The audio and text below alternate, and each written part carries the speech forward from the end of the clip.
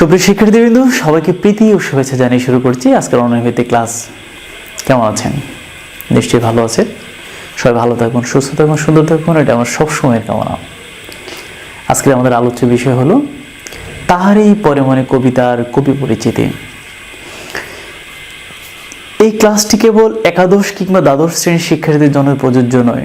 আপনারা যারা বিভিন্ন প্রতিযোগিতামূলক পরীক্ষায় অংশগ্রহণ করতে যাচ্ছেন, বিশেষ করে শিক্ষক নিবন্ধন থেকে শুরু করে কিংবা পিএসসির অধীনে যারা আপনার বিভিন্ন পরীক্ষা অংশগ্রহণ করতে যাচ্ছেন, কিংবা বিশ্ববিদ্যালয়ের ভর্তি পরীক্ষা থেকে শুরু করে বিভিন্ন প্রতিযোগিতামূলক পরীক্ষায় আপনার আজকের ক্লাসটি খুব খুব খুব উপকারে আসবে। তো আশা করছি সাথেই থাকবেন যতক্ষণ আমাদের ক্লাসটি শেষ হচ্ছে। চলে যাচ্ছি আমরা সুফিয়া কামালের কাছে। সুফিয়া কামাল, একই সাথে আপনারা জানেন যে সুফিয়া কামাল হলো বাংলাদেশের প্রথম গুরুত্বপূর্ণ তথ্য হচ্ছে নারী জাগরণের পথিকৃত। নারী জাগরণের পথিকৃত, নারী আন্দোলনের বা নারী মুক্তি আন্দোলনের পথিকৃত। খুবই গুরুত্বপূর্ণ তথ্য বেগম সুফিয়া কামাল সম্পর্কে। এই মহিয়সী নারী 1911 সালের 20 জুন, তথ্যটা মনে রাখুন, 1911 সালের 20 জুন জন্মগ্রহণ করেছেন বরিশালে। বরিশালের কোথায়? শায়েস্তাবাদে। তারপরে জানেন তাদের পরিবার ছিল নবাব পরিবার, নবাব বংশীয়। বংশটা ছিল আসলে সৈয়দ, মূলত সৈয়দ হলো এরা ছিল মোটামুটি জমিদার প্রকৃতির। তার পিতার নাম হচ্ছে সৈয়দ আব্দুল বারী এবং মাতার নাম হচ্ছে সাবেরা বেগম। আপনারা জানেন যে তার পিতা কিন্তু মূলত কুমিল্লার অধিবাসী ছিলেন, বলছি কুমিল্লা।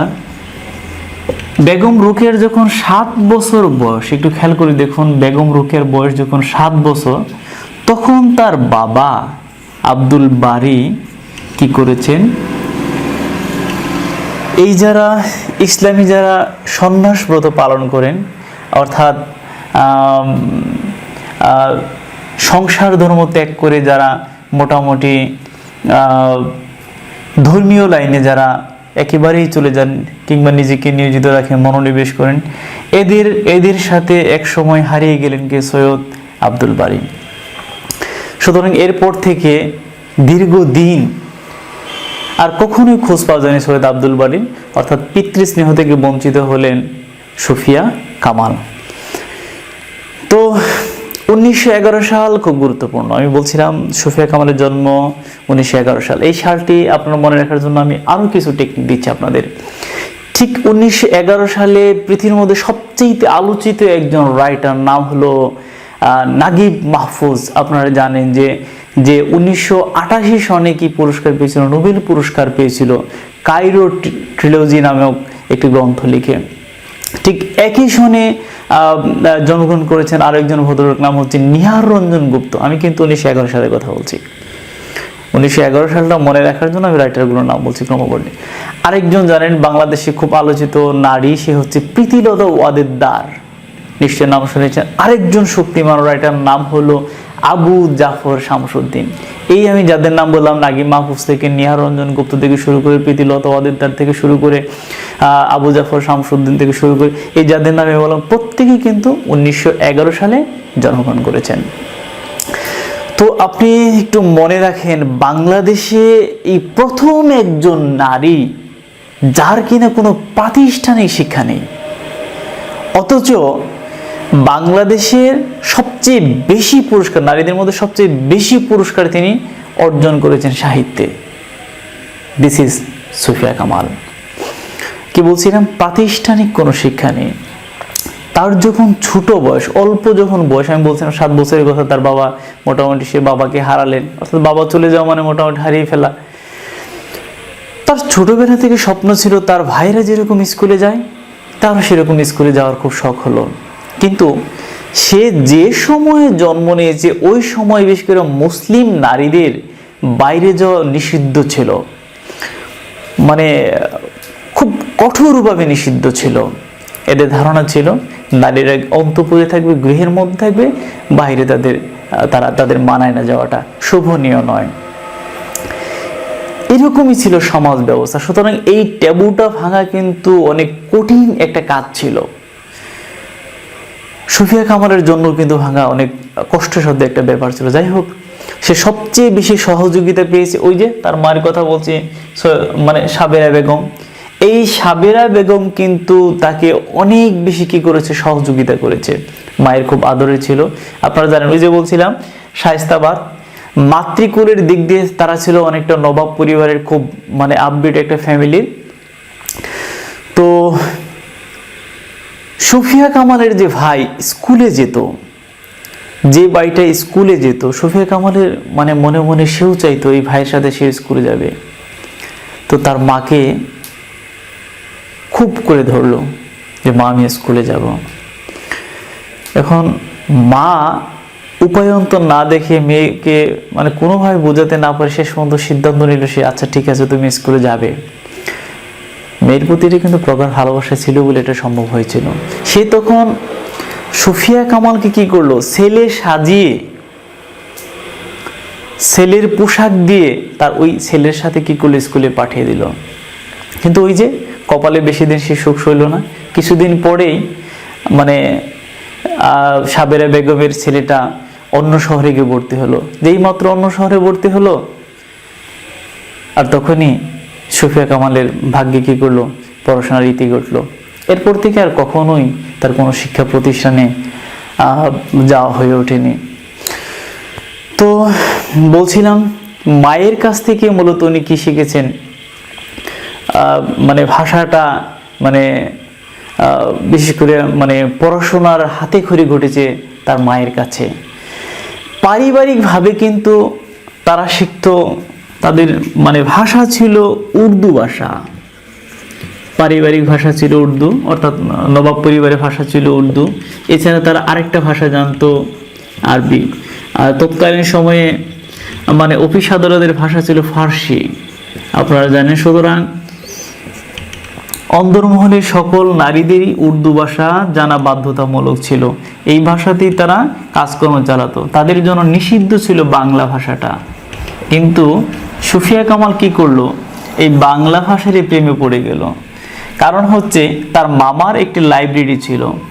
এই লাইব্রেরিতে এত এত বই ছিল, এই বইগুলোর প্রতি সুফিয়া কামালের কি হলো, সবচেয়ে বেশি আকর্ষণ গেল। তো এই বইগুলো পড়ার জন্যই সে তার ভাইকে ধরলো, তার মাকে ধরলো। ধীরে ধীরে মোটামুটি অক্ষর জ্ঞান সম্পন্ন হয়ে গেল অপ্রাতিষ্ঠানিকভাবে, প্রাতিষ্ঠানিক না অপ্রাতিষ্ঠানিকভাবে। তো বেশি দূর এগুতে পারলো না। এর মধ্যে তার যখন 13 বছর বয়স, কার কথা বলছি, সুফিয়া কামালের কথা বলছি। সুফিয়া কামালের যখন 13 বছর বয়স, এই 13 বছর বয়সে তার মামাতো ভাই সৈয়দ নেহাল হোসেন, মনে রাখুন গুরুত্বপূর্ণ তথ্য, সৈয়দ নেহাল হোসেন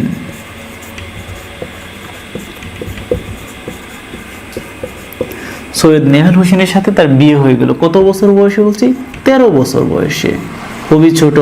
আপনারা নিশ্চয়ই বুঝতে পারছেন।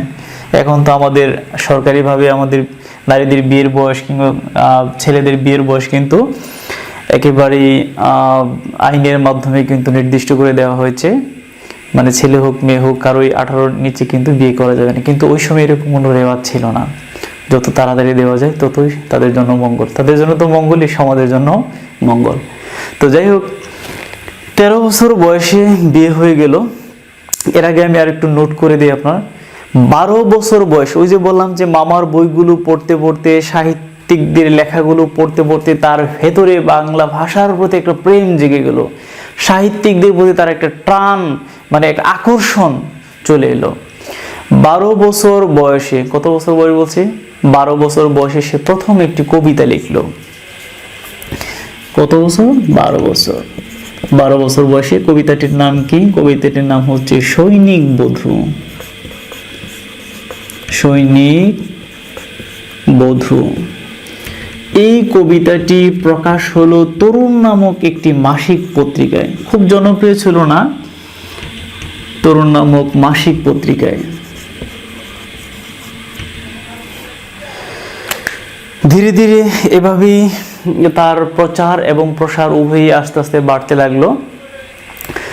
তো তার কপালে বিয়ে কিন্তু বেশি সময়, মানে এই যে বিয়ের যে সুখ, দাম্পত্য জীবনের সুখ বেশি দিন কিন্তু রইল না। মাত্র 8 বছর স্থায়ী ছিল তার দাম্পত্য জীবন। কত বছর? 8 বছর স্থায়ী ছিল।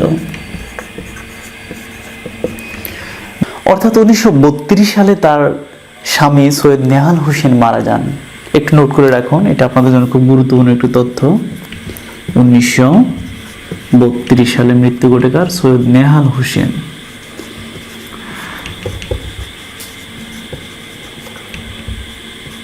খুব আকস্মিকভাবে মৃত্যু ঘটে, যেটাকে আমরা বলি অপ্রত্যাশিত মৃত্যু। তো স্থায়ী ছিল তার দাম্পত্য জীবনের 8 বছর। 8 বছর পরে মোটামুটি তার প্রথম দাম্পত্য জীবনের সমাপ্তি ঘটে। তো সৈয়দ নেহাল হোসেন কিন্তু ব্যক্তিগতভাবে তাকে খুবই ইন্সপায়ার করতো সাহিত্যের প্রতি, পড়াশোনার প্রতি। একই সাথে সমাজ সেবা করার জন্য তাকে এগিয়ে দিত, একই সাথে সাহিত্য পত্রিকা পড়ার জন্য তাকে অনুপ্রাণিত করত, কিংবা বিভিন্ন জায়গা থেকে সাহিত্য পত্রিকা নিয়ে আসতো। এবং একই সাথে আমরা দেখি যে নতুন নতুন যে সমস্ত সাহিত্যিকরা মানে কবিতা লিখতেছে, এদের সাথে পরিচয় ঘটানোর জন্য তাদের লেখাগুলো তাকে পড়তে দিত। তো একজন আধুনিক মনস্ক, শিল্প মনস্ক মানুষ হওয়ার সুবাদে কিন্তু সুফিয়া কামাল কি করেছিলেন? অপ্রাতিষ্ঠানিকভাবে সাহিত্যের সুঘ্রাণ পেয়েছিলেন। তো যাই হোক, দীর্ঘদিন কিন্তু মোটামুটি তার প্রথম স্বামী অর্থাৎ সৈয়দ নেহাল হোসেন মারা যাওয়ার পরপরই তার কিন্তু অনেকটা আর্থিক সংকট তার মধ্যে দেখা দেয়। ফলে সে নানাভাবেই যেভাবে এগুচ্ছিল সেভাবে এগুতে পারলো না। তা আমরা দেখি এর মধ্যে 17 বছর বয়সে,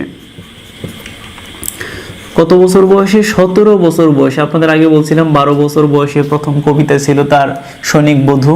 তো 17 বছর বয়সে তার আরেকটি কবিতা প্রকাশিত হলো। কবিতাটার নাম হলো বাসন্তী। এর মধ্যে সে অনেক কবিতা লিখেছে, কিন্তু সবগুলো কবিতার প্রকাশন হয় বাসন্তী। এই কবিতাটি প্রথম সওগাত পত্রিকায় প্রকাশিত হলো। সওগাত, এটিও মাসিক পত্রিকা, সাময়িকী পত্রিকা সওগাত। ওই সময়ের সবচেয়ে প্রভাবশালী মানে কি বলবো, প্রভাবশালী পত্রিকা ছিল সওগাত পত্রিকা। একটা সময় কিন্তু এই সওগাত পত্রিকার একটা মহিলা সংখ্যা ছিল। সেই মহিলা সংখ্যায় কিন্তু কি করেছে, মানে সুফিয়া কামালের ছবি দিয়ে একমাত্র মুসলিম লেখিকা, একমাত্র মুসলিম নারী হিসেবে প্রথম পত্রিকায় মহিলা সংখ্যায় তার ছবি দিয়ে তার একটি লেখা প্রকাশের। এটি কিন্তু ওই পত্রিকার জন্য সবচেয়ে দুঃসাহসিক একটা কাজ ছিল, যেটা অন্য পত্রিকাগুলো করার সাহস পায়নি। তো যাই হোক, পক্ষে বিপক্ষে অনেক কথাই আছে তার এই লেখালেখি নিয়ে, তার এই পড়াশোনা নিয়ে, তার এই বাহিরে আসা নিয়ে। তৎকালীন মৌলবাদী সমাজ কিন্তু ভালো চোখে দেখেন নাই, সুতরাং পদে পদে তাকে বাধার সম্মুখীন হতে হয়েছে। তো যাই হোক, আমরা দেখি 17 বছর বয়সে প্রথম কবিতা, একটু মনে রাখুন, প্রথম, যেটা সবচেয়ে ফেমাস পত্রিকায় প্রকাশিত হয়। আবার আমরা দেখি তার প্রথম কাব্য, নোট করে রাখুন, প্রথম কাব্য। প্রথম কাব্যের নাম হচ্ছে সাজের মায়া। সাজের মায়া। একই সাথে আবার নোট করে রাখুন প্রথম গল্প, গল্প গ্রন্থ। প্রথম গল্প গ্রন্থ কেয়ার কাটা।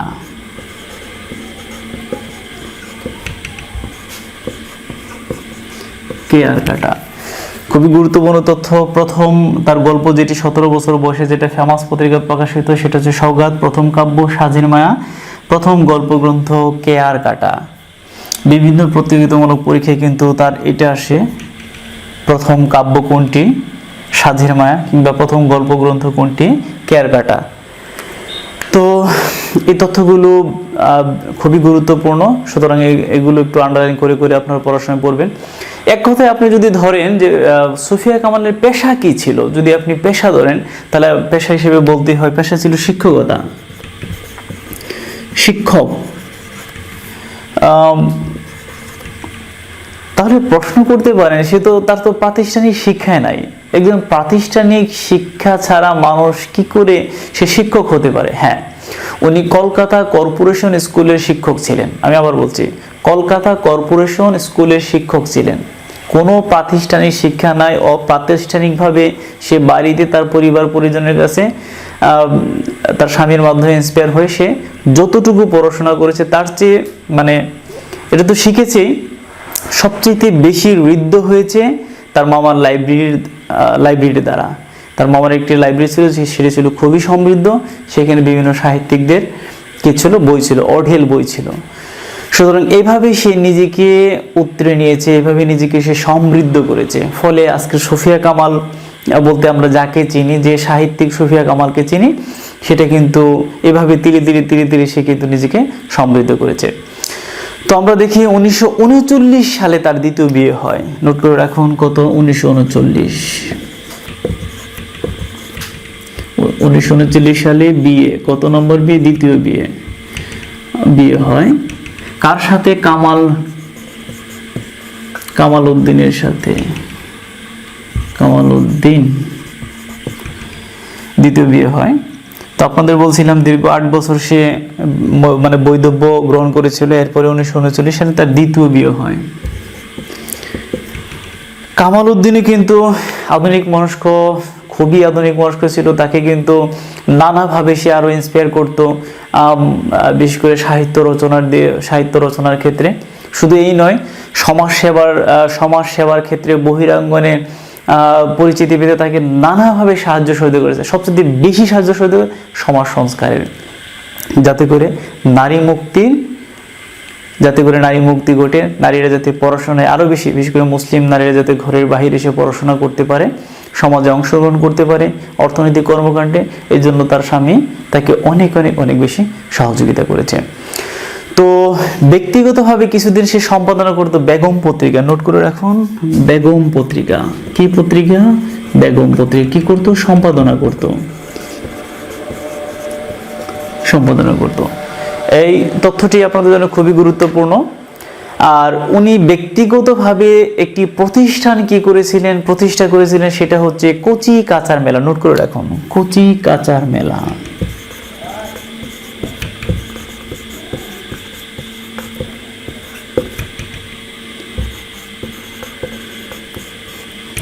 কচি কাঁচা মেলা। বলছিলাম সুফিয়া কামালের কথা। সুফিয়া কামাল একই সাথে তখন কিন্তু সাহিত্যে খুবই জড়িয়ে গেছেন। তো নিজেও প্রতিষ্ঠা করতেছেন। এক সময় তার জনপ্রিয়তার কারণে সে কিন্তু কি হয়েছে, সে ছায়ানটের প্রেসিডেন্ট নির্বাচিত হয়েছে। বলছে 1961 সালের কথা। তখন সে ছায়ানটের প্রেসিডেন্ট নির্বাচিত হয়েছে এবং সে মানে নিজ থেকে কি করেছে, মহিলা সংগ্রাম কমিটি গঠন করেছে এবং সে নিজেই সেখানে কি করেছিল, সভাপতি হয়েছিল। উনি আরেকটা প্রতিষ্ঠা করেছিলেন, মহিলা পরিষদ, মানে নিজ থেকে উনি প্রতিষ্ঠা করেছিলেন। সেটা 1970 সালের কথা বলছিলাম, মহিলা পরিষদ। এইগুলো প্রতিযোগিতামূলক পরীক্ষাতে খুব একটা আসে না, তারপর আপনি নোট করে রাখতে পারেন, যদি আসে আপনি কাজে লাগলেন, আদারওয়াইজ দরকার নেই। তো এই কবি, উনি কিন্তু তার সময়ে অত্যন্ত জনপ্রিয় কবি ছিলেন সুফিয়া কামাল। উনি শুধু এই ক্ষেত্রে না, রাজনৈতিক ক্ষেত্রেও উনি বেশ সক্রিয় ছিলেন। আপনারা জানেন যে স্বৈরাচার বিরোধী আন্দোলন উনি শরিক ছিলেন। শুধু এইটাই নয়, 1971 সালে কিন্তু উনি নানাভাবে উনি কি করেছেন, শুধু 1971 উনি ভাষা আন্দোলনে কি করেছেন, উনি সক্রিয়ভাবে নারীদের উদ্বুদ্ধ করেছিলেন আন্দোলনে শরিক হওয়ার জন্য। তাহলে আমরা দেখলাম 1952 সালে, 1971 সালে এবং স্বৈরাচার বিরোধী আন্দোলন, এই সবগুলোতে ওনার সক্রিয় ভূমিকা ছিল। এই মহিয়সী নারী মৃত্যুবরণ করেন 1999 সালের 20 নভেম্বর।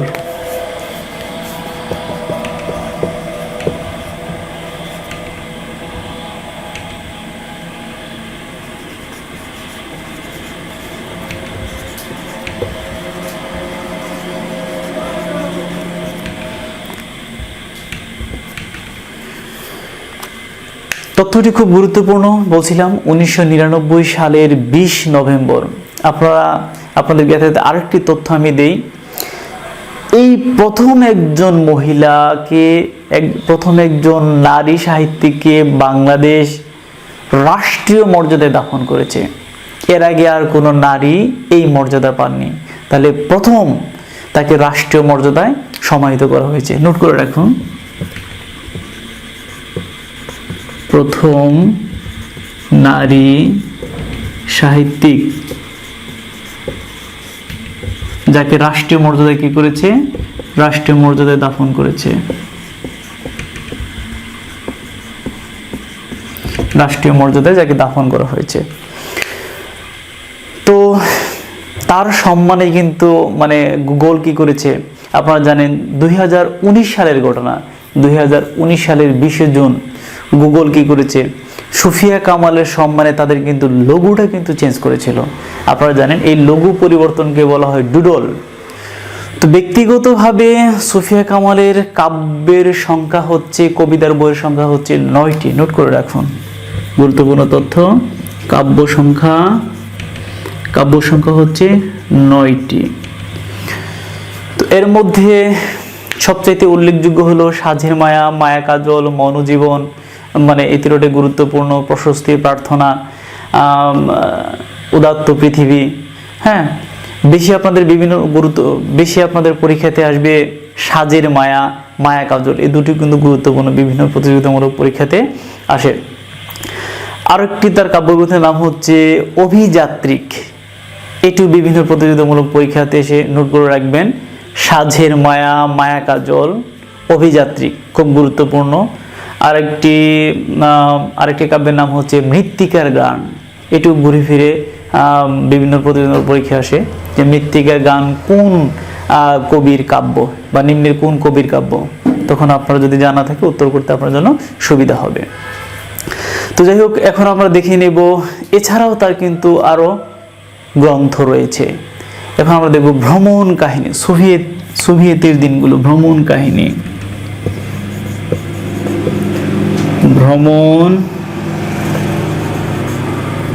ভ্রমণ কাহিনী, সোভিয়েতের দিনগুলি।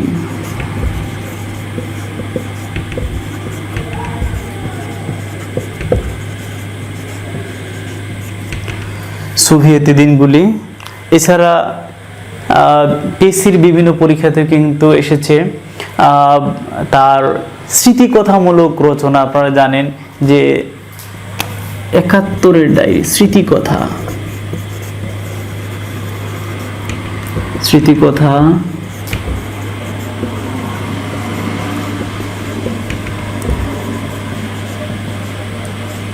একাত্তরের ডায়েরি।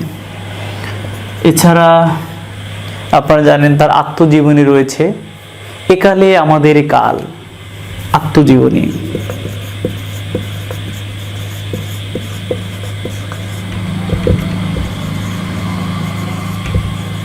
একালে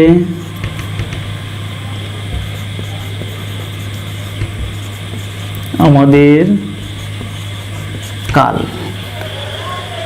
খুবই গুরুত্বপূর্ণ। এছাড়া প্রায় পরীক্ষাতে কিন্তু তার শিশুদোষ দুটি গ্রন্থ রয়েছে, দুটি শিশুদোষ গ্রন্থ বিভিন্ন পরীক্ষাতে দেয় শিশুদোষ গ্রন্থ। ইতল বিতল,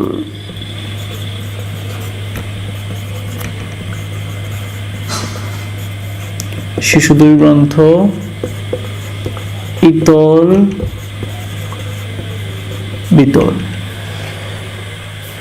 ইতল বিতল ছাড়া তার একটা হচ্ছে নওল কিশোরের দরবারে, নওল কিশোরের দরবারে।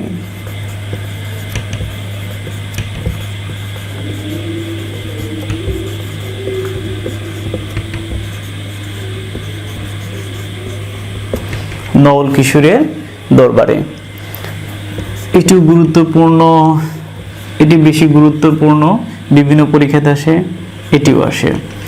সুতরাং আপনি নিজেই বুঝবেন কোনগুলো বেশি ইম্পর্টেন্ট, তারপর আমি একটু শর্ট নোট করে দিলাম, আপনাদের কাজে আসবে।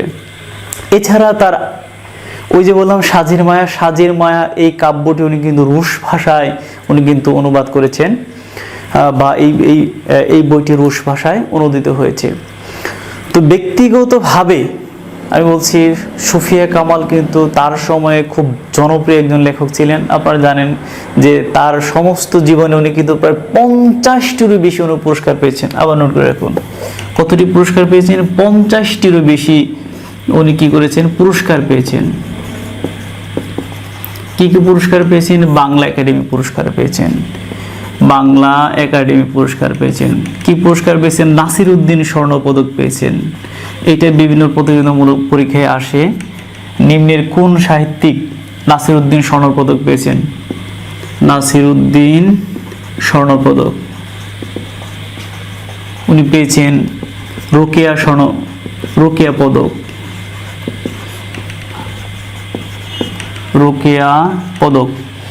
এছাড়া আপনারা জানেন যে তগমা ই ইমতিয়াজ, আমি আবার বলছি যে পাকিস্তান সরকার কর্তৃক, তৎকালীন সময়ে পাকিস্তান সরকার কর্তৃক তাকে একটি পুরস্কার দেওয়া হয়, তগমা ই ইমতিয়াজ। তগমা ই ইমতিয়াজ, এই পুরস্কারটি পরবর্তীতে উনি কিন্তু প্রত্যাখ্যানও করে ফেলেন। এরকম এগুলো স্পেশাল পুরস্কারের কথা বলছি, এবং এই পুরস্কারটি বিভিন্ন প্রতিযোগিতামূলক পরীক্ষায় আসে, এটাও প্রতিযোগিতামূলক পরীক্ষাতে আসে। কোন পুরস্কারটি তিনি পেয়েছিলেন, পরবর্তী তিনি প্রত্যাখ্যান করেছেন। তো যাই হোক, তো এই ছিল সুফিয়া কামাল সম্পর্কে আমাদের সবচেয়ে গুরুত্বপূর্ণ তথ্যাবলী। তো জানি না ক্লাসটি আপনাদের কেমন লেগেছে। যদি আপনাদের ক্লাসটি ভালো লেগে থাকে তাহলে আপনাদের সহপাঠীদের সাথে আলোচনা করবেন, প্রিয়জনদের সাথে আলোচনা করবেন। আর ক্লাস সম্পর্কিত কোনো তথ্য যদি আপনার জানার থাকে বা কিংবা ক্লাস সম্পর্কিত আপনার যদি কোনো প্রশ্ন থাকে, তাহলে আমাদের ফেসবুকে টিউটোরিয়াল গ্রুপ নামে একটি গ্রুপ রয়েছে কিংবা পেজ রয়েছে, আপনারা সেখানে আপনারা প্রশ্ন করতে পারেন, কিংবা মেসেঞ্জার অপশন খোলা আছে। এছাড়া তো ইমেল রয়েছে, হোয়াটসঅ্যাপে আপনারা প্রশ্ন করে আপনাদের সমাধান নিতে পারেন। যদি আপনাদের কোনো প্রশ্ন থাকে অবশ্যই এই অংশগুলোতে আপনারা নক করবেন। আশা করছি উত্তর পেয়ে যাবেন আমার সাধ্যের মধ্যে। তো ভালো থাকবেন, সুস্থ থাকবেন, সুন্দর থাকবেন, সবার প্রতি রইল শুভকামনা। ধন্যবাদ সবাইকে।